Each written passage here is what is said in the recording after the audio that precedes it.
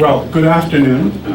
As Kathleen said, my name is Sandy Mackenzie, and I'm with the Public Policy Institute of the National Office of AARP. I am the Institute's pension expert.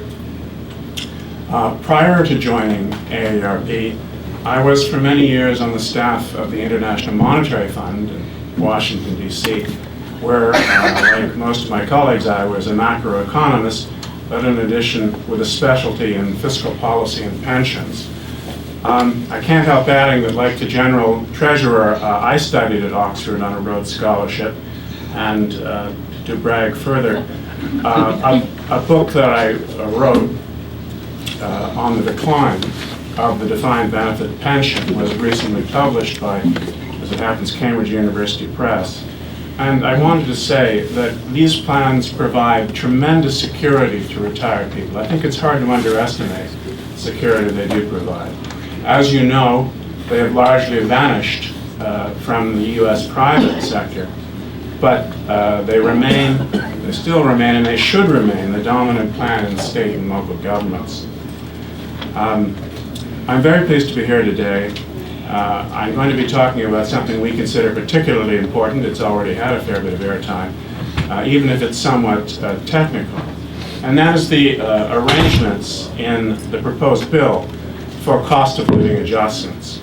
We at AARP are particularly concerned with the proposed cost of living adjustment mechanism for reasons that I will now set out.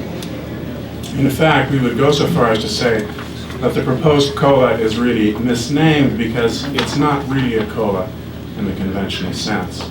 The bill proposes a COLA that is not determined by the impact of inflation on the purchasing power of a retiree's pension, with or without a cap, but on the behavior of financial markets, especially the stock market.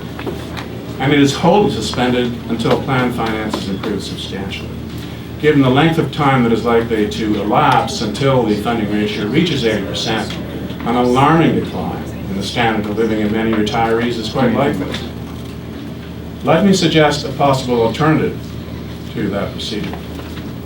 That would be to redesign the COLA so that it would depend primarily, perhaps not entirely, on inflation, but with some adjustment to reflect plan rates of return, possibly an upward adjustment if performance in the financial markets was a very good, and a downward adjustment if it wasn't. This would at least avoid situations in which a spike in inflation coupled by poor financial market performance would entail a low COLA or no COLA at all, despite the fact that prices had spiked. Finally, and I thank you for your patience, the COLA mechanism, whatever its actual impact after the fact on the purchasing power of pensions, will create huge uncertainties in the lives of pensioners. Simply to predict what would happen to the purchasing power of their pension, retirees would have to be able to predict both consumer price inflation and the rate of return on their plan assets. And no one, not even Warren Buffett, can do this. And of course, no one should be asked to do it.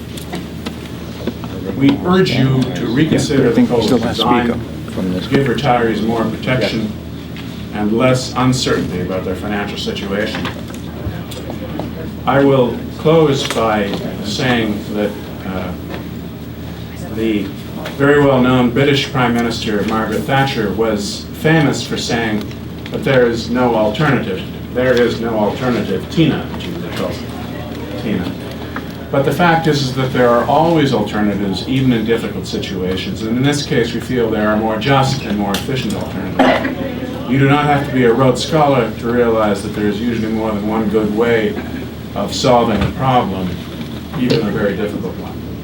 Thank you.